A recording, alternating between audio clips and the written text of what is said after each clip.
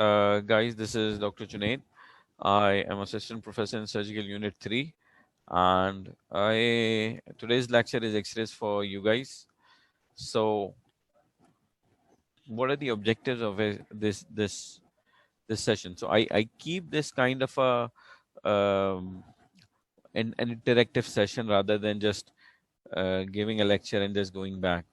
So, I would like you guys to do you guys agree that you should have an interactive session, or do you think we should not? We are just read the slides and go back. Can you click the yes icon so I know you guys are listening?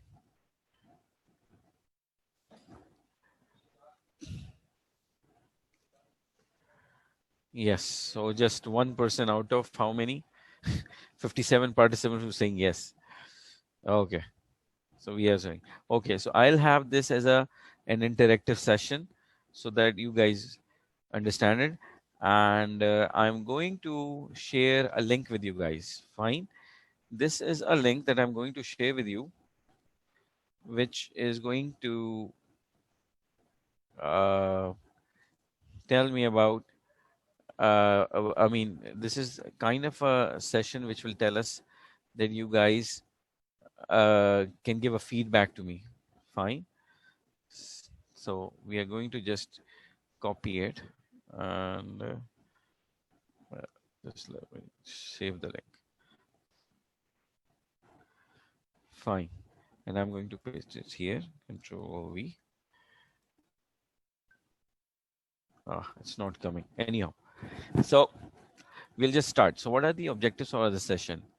Our session is that after this, you should be able to understand what's the difference, how to read an X-ray chest and X-ray abdomen, and how would you differentiate between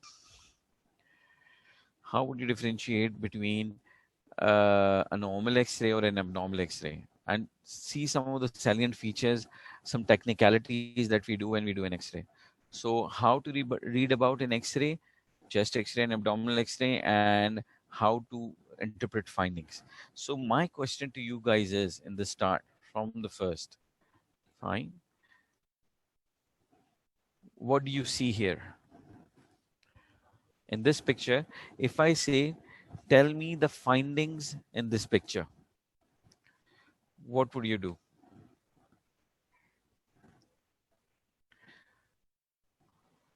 Fine.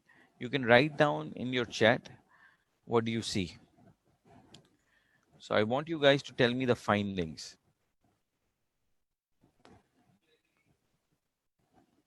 Mohammed Waqas, good.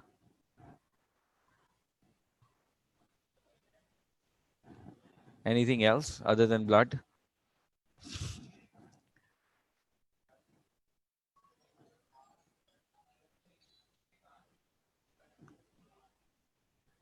Okay, just one guy who's saying that there is blood over there.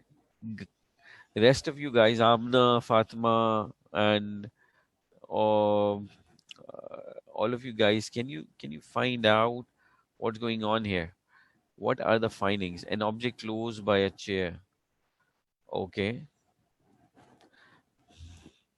Basically, what this is showing is good. So, Sakina, okay, you see an object by the chair.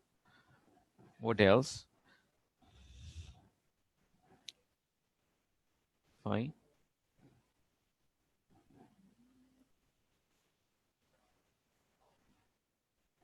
Everybody is saying. Okay, what else do you see? We have some Sakina and Muhammad have given their views. All of you guys. Cell drawer tilted. Okay. Appears something was dragged on the floor. Okay, good. So I'm really happy that you're giving these answers, because what happens is, when I ask these questions to other batches, what they have said is, this is a murder scene. Fine. When I say what are the findings, you just have to mention that there is something on the floor. It might be blood, it might be paint. Fine. There is a tilted drawer. Fine. And there are certain numbers that are present, probably as an exhibit. But we don't know whether this is a murder scene or something else has happened. We don't know that for sure. When somebody says that tell me the findings on an X-ray. These are the findings you tell. The ribs looks like this, the cardiac shadow is like this. You don't commit on your diagnosis. Always remember this. And that's the reason why I'm really happy to see those who have participated.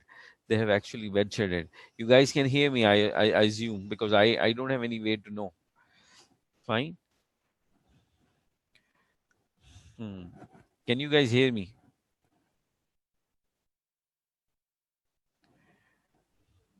Yes. Okay. So now we are going to move ahead, and what we are going to do is, so first of all, it's absolutely necessary that whenever we are dealing with a patient, we should know some background regarding this person. What happened? Because always we correlate the findings that we see on X-ray with the patient's um history and examination. If this patient is perfectly lying and both his lungs are collapsed, that means there is something wrong. Either this patient is different, fine, or these are very unusual. If somebody does not have uh, does have collapsed lungs and he's talking to you and walking about, you know that he cannot breathe, obviously. So that's the reason why we always need to know what's the history of the patient before we correlate. And always when you go in exam, you guys get a scenario where we tell you a bit about the patient before we show in the X-ray. Okay. So when somebody comes in and we take a normal X-ray, normally we do something called an X-ray film. What we see is on an X-ray the name of the patient, fine, and the next thing we see is the date when the X-ray was taken. Third thing we see is how the X-ray was taken. Is it a PA view? Is it an AP view? Is it an erect view? Is it a supine view? And that makes a lot of difference when we are seeing the findings on an X-ray. And that's exactly the reason why you should always look at the X-ray and see what the view is. Otherwise, it's going to cause a lot of problems. Fine. And the other thing it will be that you guys will be uh, able to correlate the findings according to this alignment. So normally when we take a X-ray chest erect, we ask the person to face the plate, the photographic plate where the X-ray is going to check. And the X-ray gamma cameras, the rays of the X-rays are going to come from the back and onto the plate. So when it is coming, the posterior part is going to be the first which is going to get exposed, and it's going to traverse through your body, and then it comes and imprints onto the screen. So this is called a PA view. So the first part which is going to come in contact is the posterior view, and the last part which is going to come is the anterior view. So it's called a PA view. It's an X-ray chest erect PA view. So whenever we are going to have, when we see an X-ray, the ideal image that we see is a PA view. Fine. If it is some other view, for example, if this is an AP view, or some other view, then we know that this is going to cause a lot of problems. Next thing is the alignment. Fine fine the alignment is, if somebody is tilted, for example, this guy in this picture is completely parallel to the chest tube, the photographic plate. If he is going to be a little bit tilted, then like this patient, see here there is a tilt, it's going to give a false impression. You will see that in the upper part, the lung shadow will be very small, and heart shadow will exaggerate, it will become quite large. So whenever we are going to take a picture, we are always going to ask the person to be really still. And the other thing is that he does not move from one side or another side. It should be completely parallel to the his front should be parallel to the photographic length of the photographic plate. Otherwise, it's not going to cause a lot of problems. The other thing, how do we know on an X-ray? We compare both the clavicles along with the fine, along with the spinous processes. The spinous process in the middle, both the distance between both the clavicles will be same. That means the person is completely aligned. He's straight and parallel to the photographic plane. Fine. Okay. The other thing is sometimes we have to do the X-ray in in a position where the front will come first and then come the back. For example, somebody who is lying in bed, he cannot move up straight. So what we are going to do is just put a photographic plate behind his back and take an X-ray, portable X-rays. Fine. And this is one of the reasons why these X-rays are not very good, because they apparently show the heart shadow is quite large in those. And that's the reason why always when these patients present, we have to see whether it's a PU. If it's an AP film and shadow is large, we cannot say that this is cardiomegaly or heart has enlarged, because it's an image problem. But if the same thing comes in a PA view, we know that this is something abnormal. So normally when we say a PA view, it is always less than 50% of the cardiothoracic ratio. This from both the ends. On the right side, you will see, fine, you will see an image which shows an X-ray where the the cardiac shadow is about less than 50% of the cardiothoracic ratio. Or they'll say it's quite enlarged. It's more or equal to 50% of the cardiac shadow. So this is an AP film, and that's the reason why we need to know the difference. Other thing is the scapula. You see, the scapula is one of the things that that's normally when we stand up and we put our shoulders like this, scapulas move to the side. So in erect AP view films, we won't see a scapular edges. Here we are seeing scapula. So these are one few of the things that we see. It's not for you guys to remember this, just to tell you that there are certain technicalities involved. And if we don't take care of these, then we'll get false images and our interpretation will be false as well. The third thing that we need to see, the first thing was the patient is well aligned. Next thing was, is it a PA or an AP film? Third thing that is the view taken under full inspiration. Why? Because the lungs will expand, air will come in, and there will be a good contrast media we can actually see, and the diaphragm will go down. But if the person is not in good inspiration, what do you see? You see all of this area will won't be able to see your lung parenchyma, and you cannot comment on it. And there might be consolidation or something else going on, and we might not know what's going on here. Fine. So that's the reason. Okay. Now we come in, and what do? We do full inspiration, and you can actually count the ribs, and we 6 ribs are visible when we do the same view in full inspiration, and we see that there is no consolidation in this way. Fine. So this is for you guys to just see. Can you see here that we are unable to find out here in the cardiac shadow if there is a consolidation? The left picture, it's very whitish, fine, as compared to the right side. When we say whitish, that means it's radio opaque. If it's blackish, then it says radiolucent. So in picture on the right, it's very radiolucent. You can actually see the vessels and the bronchioles, fine, and you can see alveoli which is filled with air. In the left side, it's very white, so you cannot distinguish whether there is a consolidation or not. Third thing is the exposure. You see, if I put more gamma rays which are going through a person, his X-ray chest is going to appear black. Fine. Even his ribs are going to disappear because more rays are passing through these bones. So the photographic plate will become more blackish. And if I have less intensity X-rays going through it, then it will become more whitish. We won't be able to see much.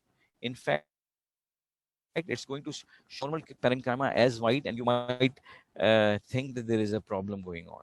Again, this is not for you guys.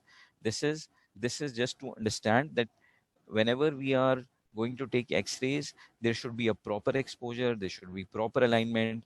Patient should not be moving here or there. His chest will be filled with inspiration, so that we can actually see the whole of the lungs, and we can count up till 6 ribs.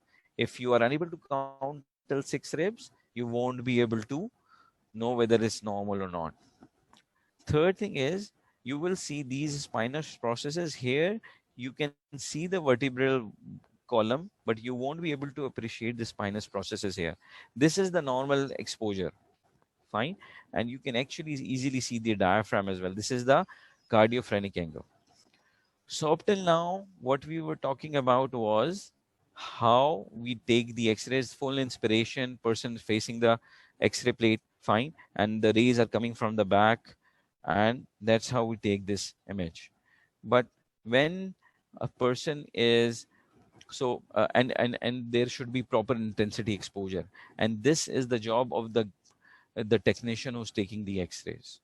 But you should know how to interpret, because a lot of times what happens is कि बंदे ने तस्वीर उसने अच्छी x ray photograph नहीं ली और आपने उसमें कमेंट कर दिया कि पेशेंट को कंसोलिडेशन हो गई है. फिजिशियन ने सुना पेशेंट को कंसोलिडेशन है, उस पेशेंट को नमोनिया के लिए और कंसोलिडेशन के लिए ट्रीट करना शुरू कर दिया, और पता चला the only problem was that there was improper exposure. So always these things should be. Similarly अगर किसी की पोजीशन गलत है और एक लंग कोलैप्स नजर आ रहा है या हार्ट शैडो लार्ज नजर आ रहे हैं, it might give a false impression that this patient has cardiomegaly, and you might be treating for him for congestive cardiac failure. So don't. So these things are very important when we are checking, and as physicians it's not important, but we should know about them. But as radiologists it's very important. Those of you who want to take radiology as your future, you should know. Now comes the part. Now this is an X-ray, and I would like you guys to comment on what you see.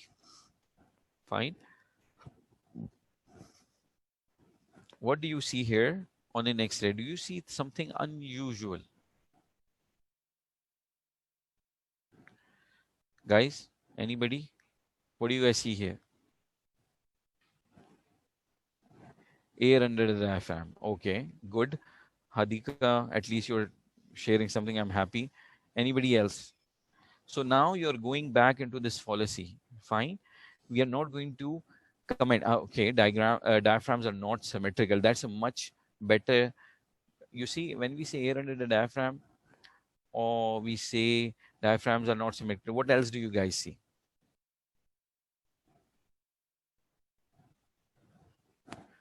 Other than diaphragm, what do you guys see? Come on, guys. It's absolutely necessary that I know what's going on in your head so that I can direct you towards a scapular shadow. Good. We can see the scapula. Okay. Anybody else? One more thing, and then we are going to go back to the topic. Heart. Okay. So we can see a lot of things, isn't it? We are seeing a lot of things in this patient. And so there must be a proper way to actually see everything, and we should go in a particular manner to read an X-ray, and that's what has been devised, because it's so too overwhelming. We can see arteries, we can see heart. Javeria, you're right. Sana, you're also right. But how do we see these patients? That's one of the reasons why we need to have a view. Now this is an X-ray which is showing an artifact in her chest. This is a female, and there are certain if you look at her neck area, you will see white lines going on, and this is an artifact because this lady had her hairs dyed from some color, not D-I-E-D, it's D-Y-E-D, and that's the reason why this is coming as an artifact in our X-ray.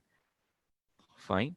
A lot of times we have people who come in, and so we have to take care of the artifacts. We have to minimize them. People are wearing jewelry, for example. We have to remove it before we comment it. Somebody who has an implant, that will be shown in. Fine. So this is one of the things. Here is the anatomy. So once we come in, there is a proper way of seeing it, and that is we go in from the center, we go down, we go sideways, and then we go up. Okay. So first the central part. What do we see? Anybody? What do we see in the central part from the top? We can see the vertebrae. Fine. And we can see trachea. Good. We can see, actually we don't see the trachea, but we can see air in the trachea and tracheal shadow. So you can see all the way the vertebral column, and as it bifurcates, the trachea bifurcates on both sides. Fine. Can you guys see my mouse? Can you see my pointer? Okay. So can you tell me what this part is? What is this? So we are talking about ribs, vertebrae and spinous processes, and then their trachea, and then we have aorta over here. Absolutely right, Sakina, you're right. And we have aorta over here, and then we come down, and the atrium is somewhere over here, and then we go down, and ventricle is somewhere here. So we are seeing the shadow, atrial and ventricular shadow, and this is the right side of the heart. This is the ventricle, right ventricle. This is the left ventricle. Fine. Then we come down and you can see there is an angle over here. See this angle? This is called cardiophrenic angle. This is an AP film. Yes. Sayyida Leila, this is an AP film. This is a normal AP film that we are talking about. So we talked about trachea from the central, fine, with the vertebrae. Trachea bifurcates. At the same time, there is a part of the aorta which is called the aortic knuckle. Then we come down to the heart. Then we talk about cardiophrenic angles. This is the interface between the heart and the diaphragm. It's called cardiophrenic angle over here. And sometimes it becomes obliterated if there is fluid inside. Then these are the diaphragms. We talk about the diaphragms here.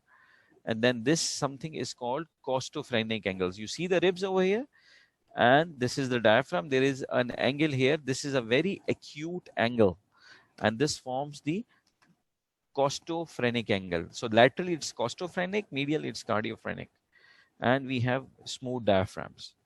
Then we talk about, fine, the lung parenchyma. You can see these lines. Can you see these lines? These are the these are the bronchovascular markings of the lung. You can see these markings. Fine. On right side, on left side here, they are more prominent on the lower part. Fine, probably because of some disease processes. Sometimes people have certain conditions where there are large bronchioles which enlarge. Fine, and we are not going to talk about medical conditions today, but you have to obviously see them. And then we talk about the lung parenchyma. Fine, you can see prominent bronchovascular markings. Fine, and you can see lymph nodes over here as well.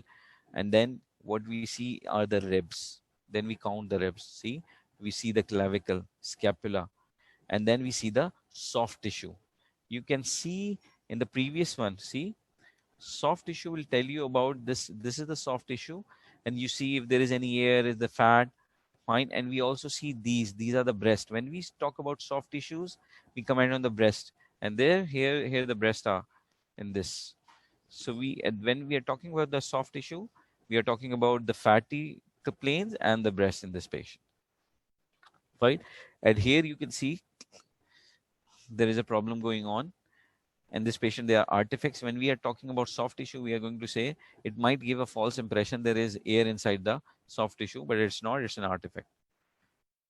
Fine. So this is the pictorial presentation for you guys.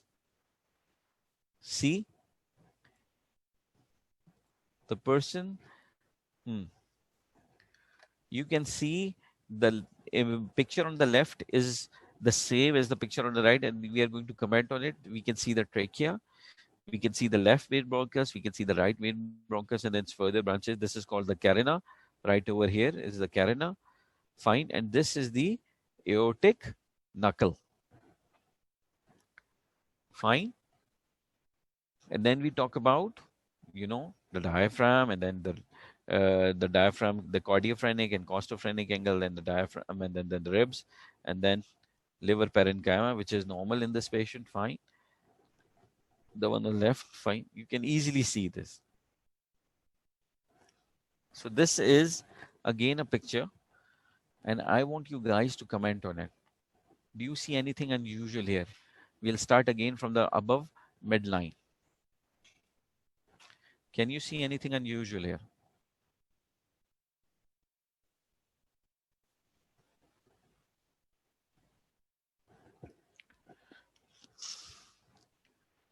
Hello, students, are you guys listening? We are going to start from the middle. Okay. Okay, the spinous processes are not visible. They are a bit, fine, not all the way down, but up till you can count them out. 1, two, three, four, five. You can see these five spinous processes all the way. What about trachea? Yes, the trachea is diverted towards the left side. Fine. Can you see something white over here? There is a white opacity over here. Can you see it? Can you guys appreciate this white opacity? Yes, exactly, Dania. And yes, you're also right, Abdul Razak. You already told us this, but there is a white opacity right over here. And I didn't tell you the history of this patient, isn't it? But this patient has a thyroid, which is going into his chest and compressing onto the trachea. Yes, Javeria. This is a lump, and this is a uh, thoracic goiter. Fine. This patient has a thoracic goiter, which is compressing his, shifting his trachea towards the left side. So, until and unless you guys have a way of seeing things, you won't be able to find the findings. So, you have to be in a proper manner. First midline above, go down, fine. Then you get cardiac aortic shadow, nothing wrong, obviously. Then you come down and you see the heart looks normal. Then we see the cardiophrenic and angles on the both sides here on the right side and left side. Here there is some missing of the. It's not very acute. Fine, it's missing. Then we go on to the costophrenic, and that's quite obvious. Then we come to the ribs and lung parenchyma and all of this, and then the soft tissue in the end. Everything seems to be fine. So there is a problem in the neck region. Can anybody tell me what's wrong here?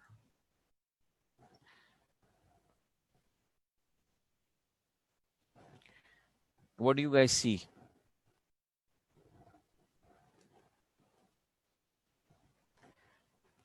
It's very opaque in the middle. Obviously, there are the spinous processes obviously. Trachea, do you see trachea?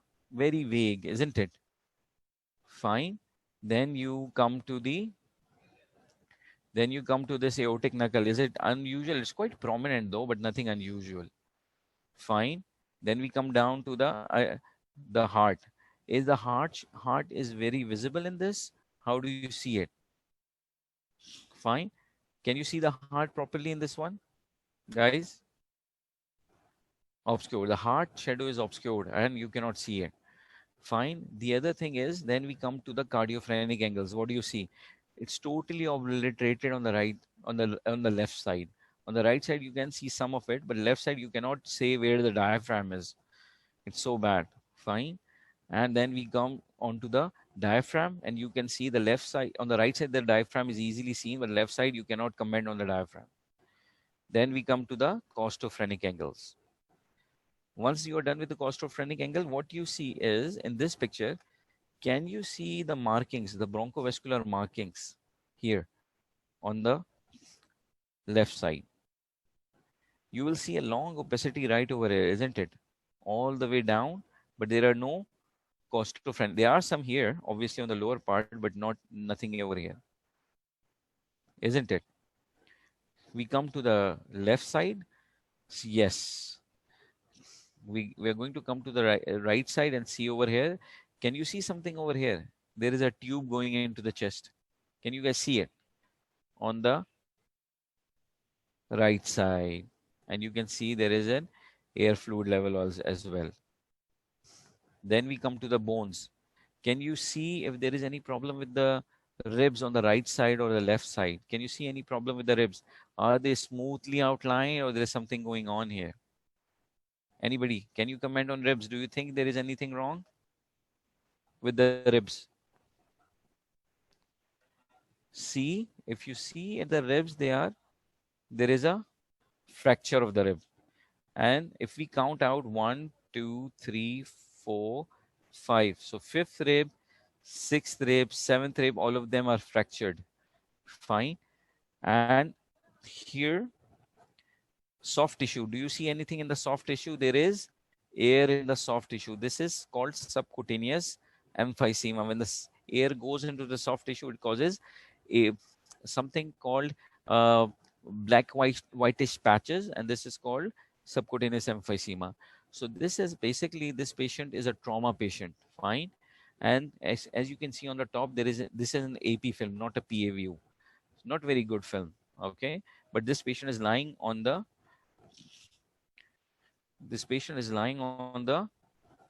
table, and we we cannot do anything as per se, right? This patient has pneumothorax with a rib fracture, and there is subcutaneous emphysema. This is a very serious patient.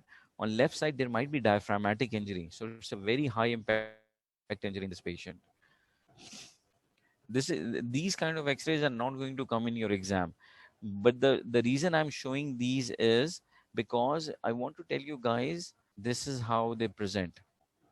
Now I want you guys. I'm not going to say anything in this picture. What do you see here now?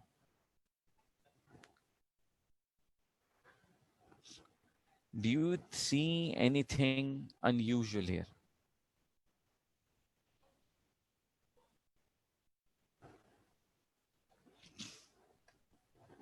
We'll come from the middle. Yes. See, the right side is quite opaque as compared to the left side. Fine. The left side appears darker, but they are bronchovascular marking. You can appreciate that there are lines going on all the way, and so the lung parenchyma is intact. Fine. Otherwise, it will give you a false impression there is lung collapse. There is none. But then we come down to the central part. You see the aortic knuckle. We come down to the heart. We see the cardiophrenic angles, the diaphragm, costophrenic angles, then liver parenchyma. Obviously, somebody has pointed out that this is opaque on the right side as compared to the left. Then we come to the bones and soft tissue. Can you see anything in the bones? When we see the bones, do you guys see it? Don't worry about the posture in this patient. This is an AP view. What I wanted to show you was that we think about different things as well, but don't worry about those. These patients, I just want you to see the pathology. Don't worry about the exposure. I'm happy that Priyanka, you are seeing these things, but I would like you to see the pathology first. So, do you guys see anything in the bones when we come in on the right or the left? Do you see anything unusual? The clavicle is slightly deranged. Okay, so there is an increased gap in the clavicle. Fine. So there is dislocation of the clavicle in this patient. Okay. What else? How are the ribs? Can you guys see the ribs now? Anything wrong with the ribs? Okay, the spine is tilted, but that might be because this person is lying down. You see, there is a mobile supine view. So the line might be tilted. Somebody said posture isn't erect. He's right. This is a supine film. Patient is lying on bed. Yes. Hadika, you are right. Talha, you are right. We can count down and you can actually see their fractured ribs.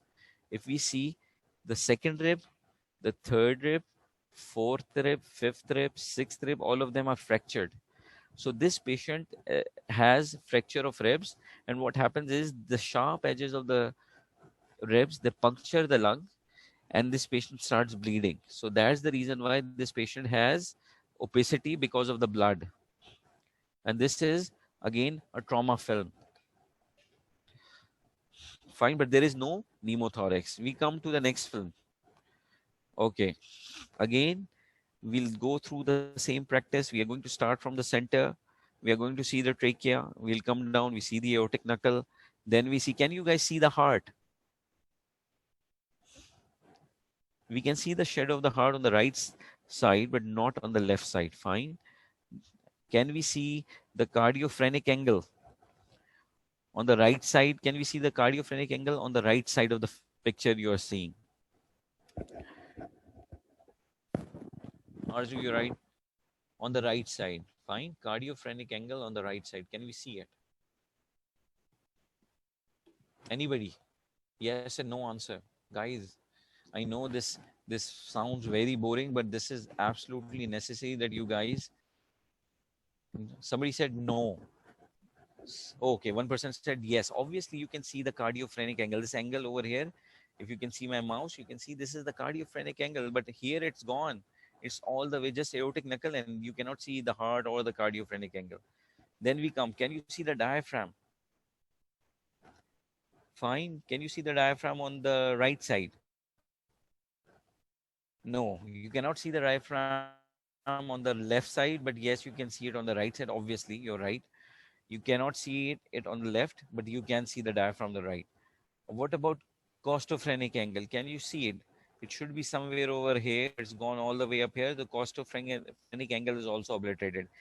This guy who has no cardiophrenic angle, absent heart sound, fine. There is, you cannot see the diaphragm.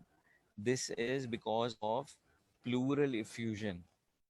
Fine. This is a medical case. Just to tell you guys that that's how we find out. This is a case of pleural effusion. Now, this patient is not going to come in your exam because this is a medical case, but surgical cases are going to be. But if you are able to interpret the findings on an X-ray, then it doesn't matter whether it's a medical film or it's a surgical patient. आप नहीं कहते कि patient जो है मेरे पास आया था surgery का उसको प्लूरल इफ्यूजन नहीं होगी. Obviously, you can see people with pleural effusions. Okay. What do you guys see here? Again, this is an X-ray chest. This is trachea. There is no tracheal deviation central. Then we see the carina, tracheal bifurcation. We can see the aortic knuckle. We come down and we see the heart, both on the right and the left. We see the cardiophrenic angle on both sides normal. Then the diaphragm. Do you think the diaphragm is normal? Sakina, right? Okay, Abdul Razak, what do you think is wrong? You guys said no. It's very thin and you can see air below it. This patient has severe pneumothorax. This patient has come in with the complaint of severe abdominal pain, and somebody did an X-ray and you can see air under the diaphragm. So this guy has perforation. And the ideal view to see for perforation is an X-ray chest. It's not X-ray abdomen. And you can easily compare it with the air inside the lungs. So it's very nice and very, but until unless you guys have a habit of seeing the X-rays in a particular fashion, you're not going to see it. Okay. What do you guys see here? This is this is a bit tricky. Obviously, it's not going to come in your exam, but just for purposes of learning, what do you see here? You see the trachea is central, fine. Then we come down, a tracheal bifurcation. Then you have the heart shadow and aortic knuckle, fine. Then you come down.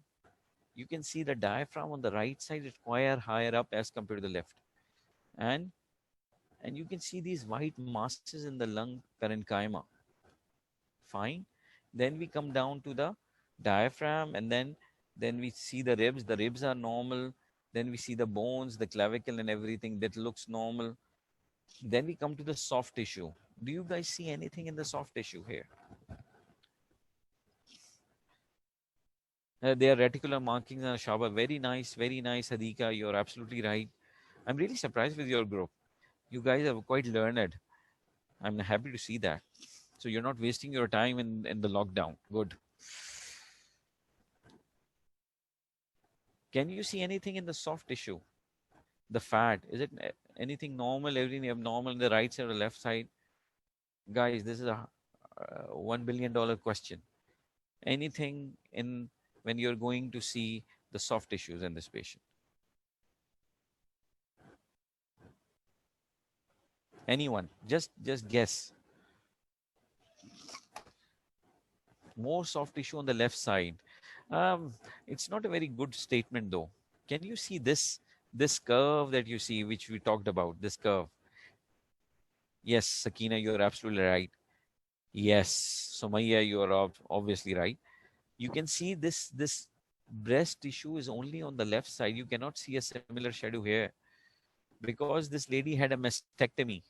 And now, why did she have a mastectomy? Her right breast was removed. Why? Because there was a tumor, and this patient has now presented with a tumor in her lungs.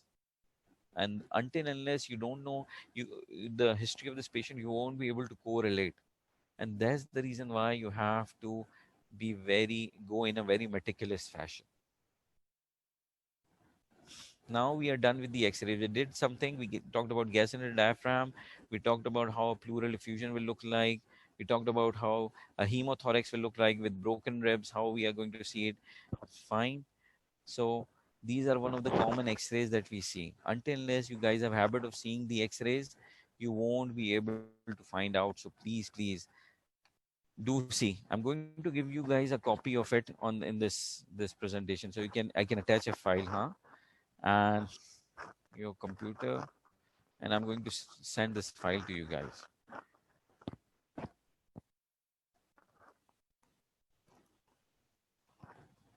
Hmm, desktop. Do you have anything here?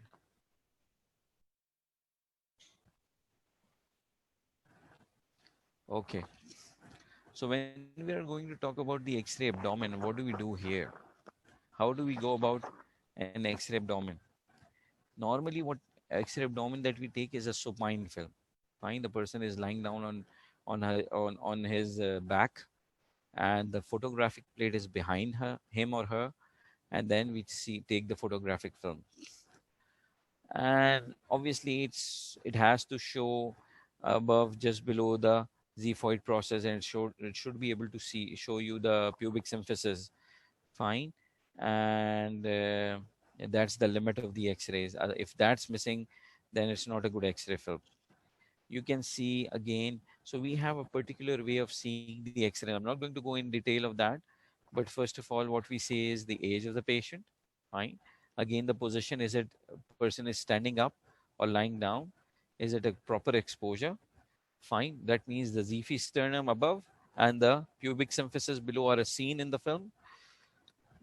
Then we talk about intraluminal gas. What is intraluminal gas? Which is the normal gas present within the bowels. So you see, what we have a humans have a habit of ingesting air. When we talk to you guys, we are talking constantly. We are constantly ingesting air as well. So the air will be normally present in your stomach, and when the food goes into the small bowel and the large bowel, the bacteria acts on this food, and they produce air as well. So this air is normally in certain places. Majority of times we are passing flatus and we are burping, so we don't have this air all around. So this is an X-ray, and you can see this intraluminal gas inside the X-ray. Okay, and the next thing will be extraluminal gas. If something is present outside, we can actually see that as well.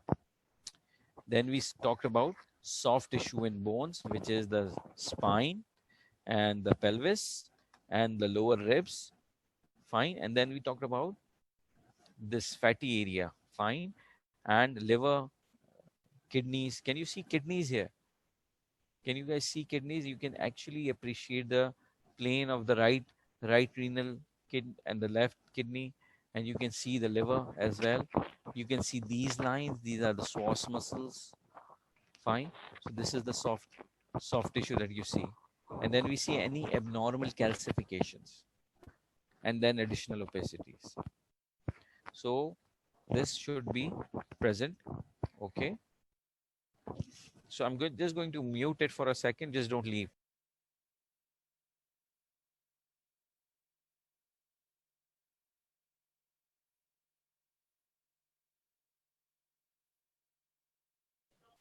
हाँ मैं बस वो डाल देता हूँ ना. So I'm going to share this slide with you as well. Fine. Next. So this is how we take the exposure normally. Fine. This is called supine film, and this is called lateral decubitus film. People who are not able to stand and we want to see gas under diaphragm, we do a lateral decubitus view.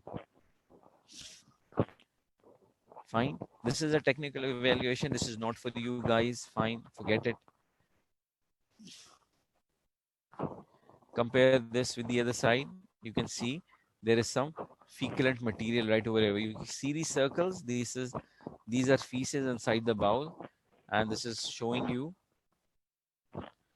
Fine. There's something there. Okay.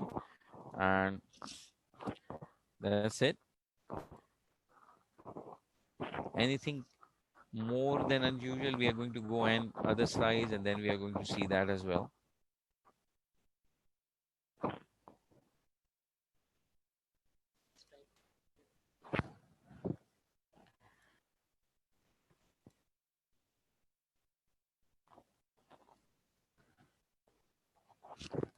Okay. What do you see here? Again, we are going to start. We are going to say that what's the name of the patient. This is a supine film on an erect film. Okay. The one on the left is the supine film. The one on the right is the upright or erect film. Fine. Then we talk about if the exposure is proper or not. We don't know whether it's a male or female, so we'll go on to the exposure, and we can see the whole ribs, which are highly exposed, but we cannot see the pubic symphysis in this one on the right and the left. But more of the pelvis is apparent on the left film. Any comments on the intraluminal gas? Do you guys see anything unusual?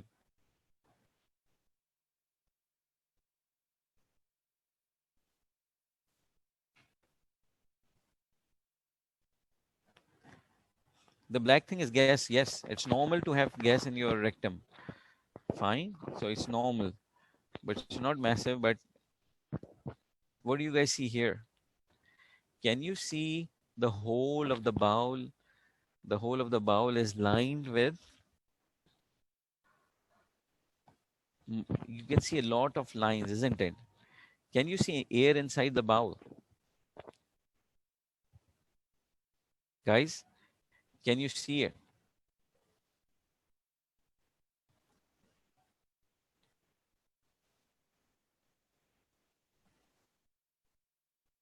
Yes. So my question to you is, if you guys are seeing air in the bowel, where is it? Is it in the small bowel or is it the large bowel? And don't send me separate private messages. I want you guys to learn from each other. So you can just send it without clicking private. You can just share each other's thoughts. It's nothing wrong if you guys are wrong. Why? Because obviously humans make mistakes. So you guys have the license right now to say whatever you can. Okay. Is a lot of people have said this is large bowel.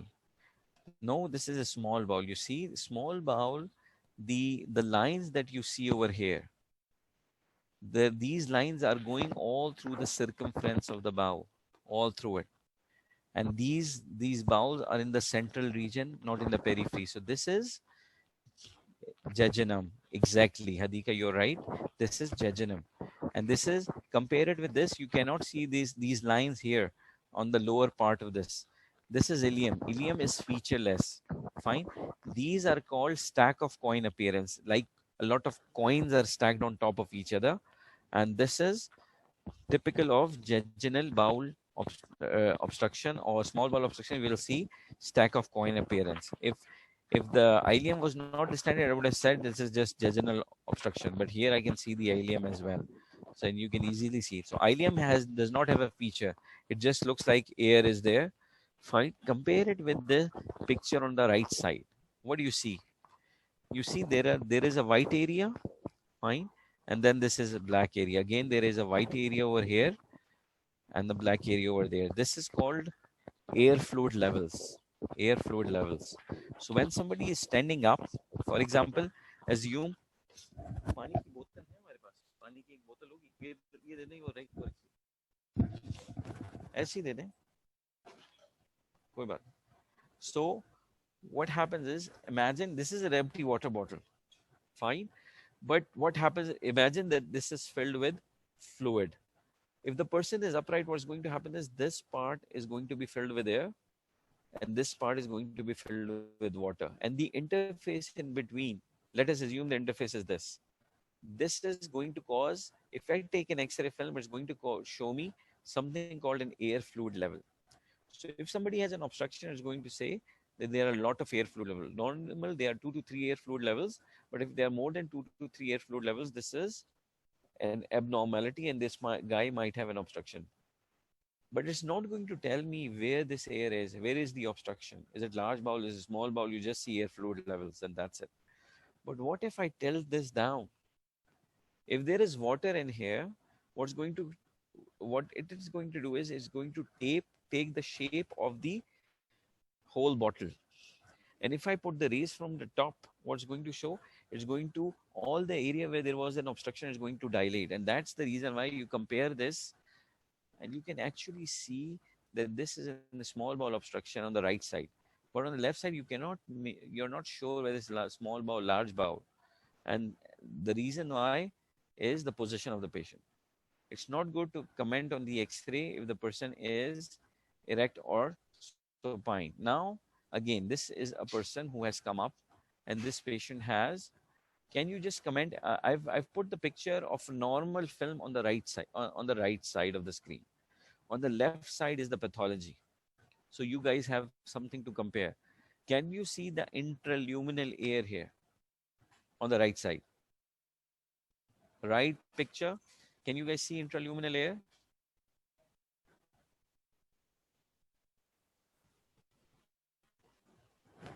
Anyone? Guys, have you gone home? I really have to go to theater as well. So once I'm done, it's a simple yes and no. On the right sided picture, do you guys see it? Any air in the small bowel? On the right picture, Maria and Rouge, I'm talking about right side. Yes. On the right side, there is none. But on the left side, you can see this air fluid level again.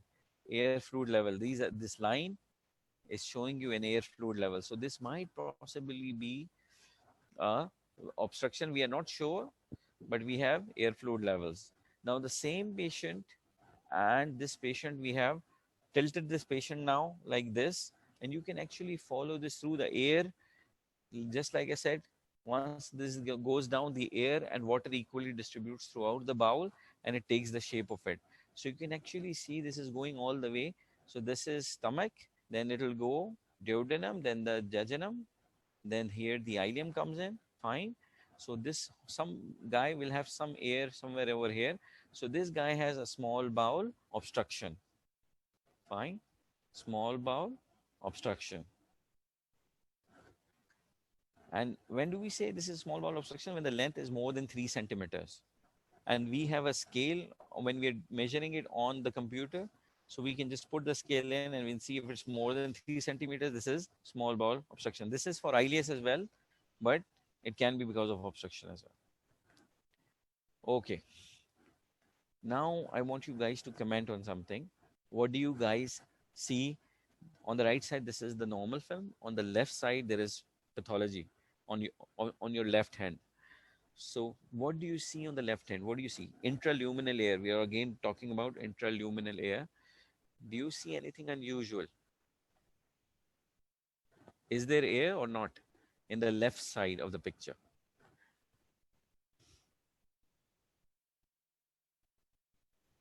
Guys.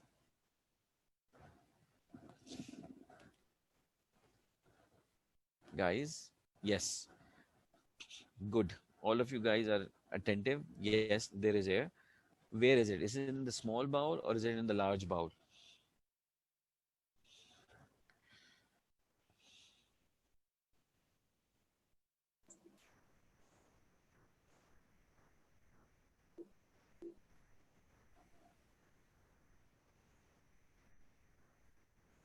Okay.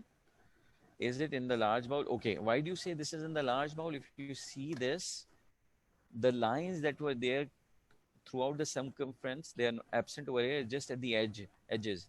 These are hostrations. Fine. These are hostrations and they are at the periphery. Arzu, you're absolutely right. So this is the large bowel obstruction and this is showing dilated transverse colon. And this guy has large bowel obstruction. Good. And it is at the periphery. It's not basically at the periphery, but it's giving an impression, but it's normally this is large bowel because of the shape. And when we talk about it, these are hostrations. You can see these. They're not going throughout the length and they are hostrations. Here, I'm just going to finish it up after 2 slides.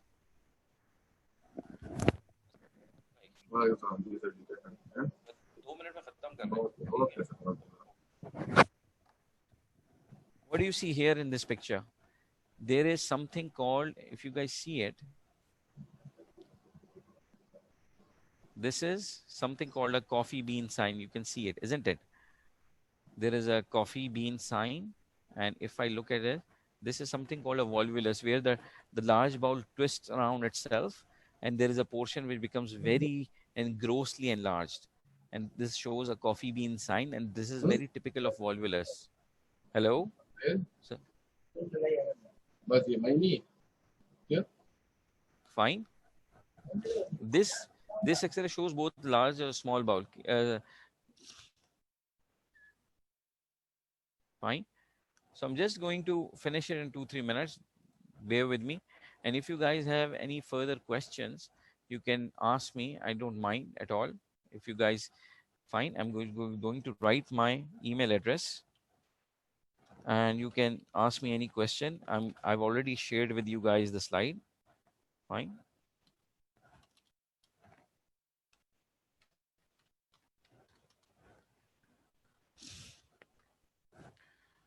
And next, so what is the difference between small bowel and ileus? That's one of the other things that you guys need to know. Fine. N- just to know what is this way. We have certain special X-rays as well, but I'm not going to go into that. Fine. This is not for you. This is for final year. So not these ones, but for you guys need to know if this is small bowel or large bowel obstruction. You guys to know what's a pneumothorax, what are the fractured ribs. Fine. And if somebody has, for example, I'm just going to go on to one of the last X-rays, so I can ask you guys. Mm, mm, fine. It's not here, but just going to see if it's present. Yes. Do you see anything unusual in this film? Hello? Do you guys see anything unusual here? You can actually see a white opacity. These are dilated ureters, and you can see a white opacity, and these are ureteric stones. Fine. So once you go in and see all these things, obviously we don't have much time now because your time is up. This lecture usually requires 2 to 3 hours, but you can see that there are certain opacities. So now we're going to conclude the session. Don't go in details of ERCP and the rest of the things. These are for not for you guys. These are for final year. For you guys, just plain intraluminal air. You guys need to know about it, and how to interpret the X-ray chest. Okay, okay. Then see you guys. And one more thing I would like you guys to do is I'm going to share something. Fine, and I would like you guys to fill this form in, and this is a feedback form for us. Fine, kindly नहीं click मैंने on कहा this link. Kindly click on this link and do check in. And if there's any improvement or anything regarding this lecture, please do tell me. Okay. Okay भाई ओवेस सही है. Okay sir take care अल्लाह हाँ हाफिज लेकिन लेकिन ये इनसे